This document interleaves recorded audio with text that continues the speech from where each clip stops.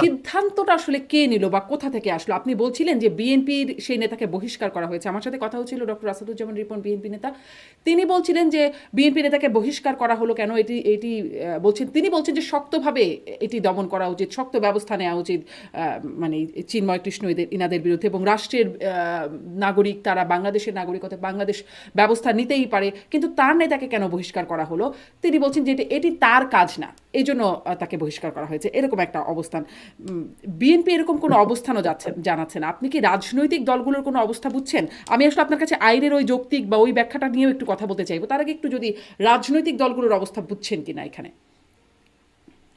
দেখেন, আসলে পলিটিক্যাল পার্টিগুলো আমাদের এখানে হয় কি জানেন, তারা অবস্থা বিধের ব্যবস্থা নেয়।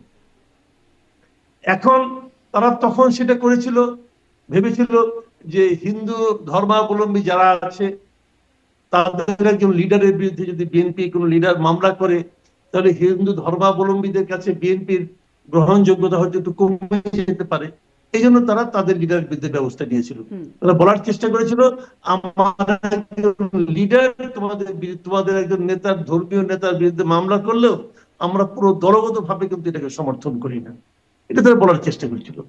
এখন আবার যখন তাকে গ্রেপ্তার করেই ফেলেছি, এখন বাংলাদেশের সেন্টিমেন্টটা কি ভাই? বাংলাদেশে একটা কমন সেন্টিমেন্ট আছে, এটা হলো এন্টি ইন্ডিয়ান সেন্টিমেন্ট। তো এই এন্টি ইন্ডিয়ান সেন্টিমেন্টকে এখন আর বিএনপি নাড়াচাড়া করতে চায় না। চন্দন দাসকে গ্রেপ্তার করে, চিন্ময় দাসকে গ্রেপ্তার করা হয়েছে। আপনি সাধারণ মানুষের কাছে আলাপ করেন, নামটা কি? চিন্ময় দাস। ওকে, গ্রেপ্তার করছে, হ্যাঁ, কেন? রাষ্ট্রবিরোধী অভিযোগে। হ্যাঁ, হতেই পারে সে র এজেন্ট, মুখস্থ করে দিবে, একদম মুখস্থ। এটা বলতে সে 1 মিনিট দ্বিধা করবে না, সে র এজেন্ট, তারা অ্যারেস্ট করছে, ঠিক করছে। এটা কিন্তু আমাদের দেশের সাধারণ মানুষের মধ্যে একটা কমন একটা সেন্টিমেন্ট, এন্টি ইন্ডিয়ান সেন্টিমেন্ট। কেন এন্টি ইন্ডিয়ান সেন্টিমেন্ট? তারও কিন্তু কারণ আছে। দেখেন, আমরা একটা অদ্ভুত মানে সেন্টিমেন্ট আমরা বসবাস করি। আমরা সারাদিন সকালে ঘুম থেকে উঠে ইন্ডিয়ান খাই, এখন ইন্ডিয়ান ডিমও খাই, ইন্ডিয়ান ঘুমানোর আগে, রাতের বেলা ঘুমাতে যাওয়ার আগে ইন্ডিয়ান টুথপেস্ট দিয়ে আমরা দাঁত মাজি, সবই করি। কিন্তু সকালে ঘুমাতে আবার গালিটা প্রথম ইন্ডিয়াকে দিই। এটা আমাদের দেশের একটা সেন্টিমেন্ট। দেই কেন? দেই হলো গিয়া গত 15 বছর ধরে ইন্ডিয়ার সঙ্গে আমাদের যে সম্পর্ক ছিল, সেই সম্পর্কটাকে আমাদের দেশের সাধারণ মানুষ কখনোই সম্মানজনক মনে করে নাই। এটার পেছনে দায়ী ছিল ওই সরকার। আমাদের বিগত যে সরকার ছিল, তারা ইন্ডিয়ার সঙ্গে এমনই নতুন সম্পর্ক মেনটেন করতো এবং গর্ব ভরে অপমানজনক সম্পর্কের কথা উচ্চারণ করতো, বলতো আমাদের মধ্যে স্বামী স্ত্রীর সম্পর্ক অমুক তমুক সবকিছু বলতো তারা। এইগুলো বলে বলে সাধারণ মানুষের ইগোকে তারা হার্ট করেছে প্রতিনিয়ত, যে কারণে আমাদের মানুষের মধ্যে এন্টি ইন্ডিয়ান সেন্টিমেন্টটা খুব তীব্র আকার ধারণ করেছে। তারই কারণে যখন চিন্ময় দাসকে গ্রেপ্তার করা হয়, তখন মানুষ মনে করে যে ইন্ডিয়ার একজন চোরকে অ্যারেস্ট করা হয়েছে। আর কিন্তু কিছু না, এখানে কিন্তু লজিক টজিক কোনো কিছু কাজ করে না রে ভাই, এটা হলো রিয়েলিটি। এবং এই রিয়েলিটি কেন তৈরি হয়েছে সেটাও কিন্তু আমি একটু আগে আপনাকে ব্যাখ্যা করলাম। তো সেখানে যখন অ্যারেস্ট হয়ে গেছে, এখন কিন্তু বিএনপি এই অ্যারেস্টের বিরুদ্ধে আর কোনো কথা বলবে না। এখানে কিন্তু কেবলমাত্র পলিটিক্স ছাড়া কিছু নাই। এবং এই পলিটিক্সটা কি? এটা হলো এক ধরনের পপুলারিজম ক্রিয়েট করার চেষ্টা করে, যে আমি পপুলার পিপুলের মধ্যে তাদের যে মানে কমন যে সেন্টিমেন্টটা, ওটার বিরুদ্ধে আমি যাব না। ওটা লজিক্যাল হলো কি লজিক্যাল হলো না, এটা নিয়ে তারা চিন্তা করে না।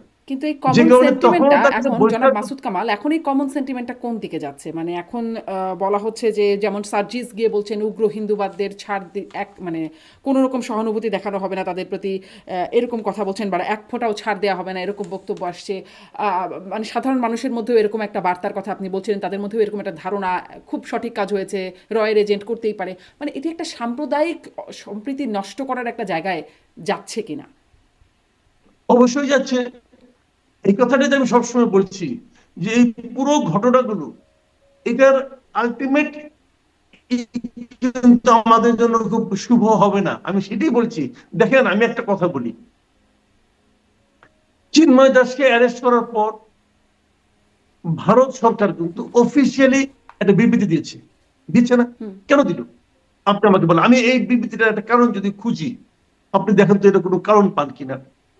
এই বিবৃতিটা দেওয়ার মাধ্যমে তারা বলার চেষ্টা করলো যে আমাদের এখানে হিন্দুরা নির্যাতিত হচ্ছে, সামান্য ছুতানা, তাই আমরা হিন্দু লিডারদেরকে অ্যারেস্ট করছি, এরকম এরকম বলছি। আচ্ছা, হিন্দুদের নিয়ে ওনাদের এই যে পেইনটা যেটা সেটা প্রকাশ করে অফিসিয়ালি, এটা কেন? কারণটা কি? ভারত কি একটা হিন্দু রাষ্ট্র? তা তো না। ভারত নিজেদেরকে সেকুলার বলে, সেকুলার বলে না বলে। তাহলে একটা হিন্দুকে যদি কেউ আহত করে, তাহলে ওনারা যতটা বেদনা অনুভব করেন, একটা খ্রিস্টানকে আহত করলে যতটুকু বেদনা অনুভব করেন, একজন মুসলমানকে আহত করলে ওনাদের ততটুকু বেদনা অনুভব করার কথা না? কথা তো। কারণ ওনারা তো ধর্ম নিরপেক্ষ।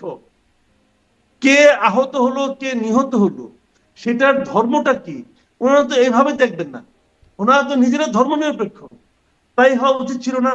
আচ্ছা ভাবেন তো আপনি, পুরো জুলাই মাস এবং অগাস্টের 5 তারিখ পর্যন্ত এই সময়ে বাংলাদেশে যারা সরকারি বাহিনী এবং সরকারি দলের লোকের হাতে প্রহৃত হয়েছেন, নিহত হয়েছেন, তাদের জন্য ভারত সরকারকে কোনো স্টেটমেন্ট দিয়েছিল? মনে করে দেখা দিয়েছিল? দেয়নি। কেন? ওগুলো মানুষ ছিল না ভাই, না সেটাই ওরা মানুষ ছিল না। এটি তো ভারতের একটা পুরনো একটা আচরণ, মানে এটা তো আমরা দেখেছি। ইভেন এমনকি আমরা যদি আমি আওয়ামী লীগ এই আচরণটা নিয়ে একটু ব্যাখ্যা করতে চাই। দেখেন, মানুষ যে আমাদের দেশের মানুষ যে কেন এন্টি ইন্ডিয়ান, সেটা আপনাকে আমি একটু ব্যাখ্যা করার চেষ্টা করি।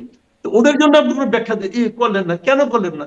আপনি তো নিজেকে বলছেন আপনি সেকুলার কান্ট্রি, আপনার চিন্তা ভাবনা, আপনার প্রত্যেকটা মুভমেন্ট হবে সেকুলার। তো ওইটা জন্য কেন করলেন না ভাই? তখন আপনারা বলেন কি ওটা বাংলাদেশের অভ্যন্তরীণ বিষয়। তো ওইটা যদি 2200 লোকের 2000 লোকের মারা যাওয়াটা, যার মধ্যে শিশু আছে, নারী আছে, তাদের মারা যাওয়াটা যদি বাংলাদেশের অভ্যন্তরীণ বিষয় হয়, চিন্ময় দাসকে অ্যারেস্ট করা অভ্যন্তরীণ বিষয় হবে না কেন ভাই? বলে এটা তো একটা খুব কমন একটা লজিক, কিন্তু আমি কিন্তু কোনো জটিল কথা বললাম না। তো এই লজিকটাকে ইন্ডিয়া কিভাবে এক্সপ্লেইন করবে? তো এই বিষয়গুলো কিন্তু আমাদের সাধারণ মানুষদের মনের মধ্যে একটা প্রশ্ন আকারে রয়ে যায়।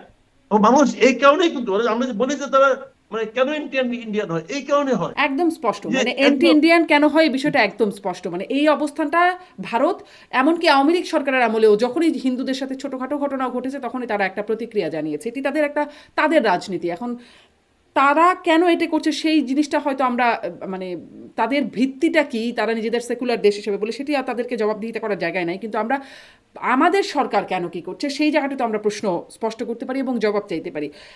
মানে তার বিরুদ্ধে যে রাষ্ট্রদ্রোহিতার মামলা হলো, মানে আমরা কি এই জায়গাগুলোতে বলার সুযোগও করে দিচ্ছি কিনা, এই প্রশ্নটা আমি একটু করতে চাই।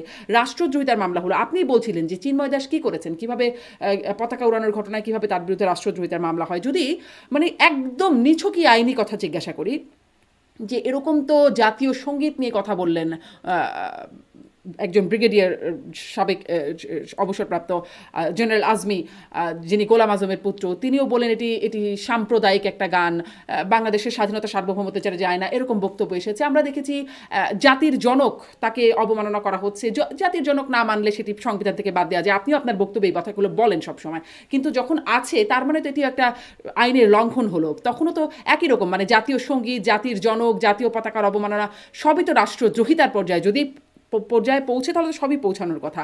আসিফ মাহমুদ উপদেষ্টা, তিনি বলছেন রাষ্ট্রদ্রোহিতা করুক, যত বড় নেতাই হোক তাকে ছাড় দেয়া হবে না। এই ব্যাখ্যাটা কিভাবে আসলে দেশের সামনে, বিশ্বের সামনে উপস্থাপন করা হবে, যেটির একটা যৌক্তিকতা আছে? দেখেন, উনি যেটা বলেছেন এটা উনি একটা পলিটিক্যাল স্টেটমেন্ট দিয়েছেন, বলেছেন আইনের কথা, কিন্তু এটা আসলে পলিটিক্যালি উনি এটাকে প্রয়োগ করেছেন। আপনি বললেন যে আজমি সাহেব যখন আমাদের জাতীয় সঙ্গীত নিয়ে যখন কথা বললেন, কই তখন তো তার বিরুদ্ধে অ্যাকশন নেওয়া হলো না। এখন নেওয়া হোক, এখনো তো নেওয়া হচ্ছে না। কাজে কিছু কিছু বিষয় মানে আপনি করলে সমস্যা, আমি করলে কোনো সমস্যা না।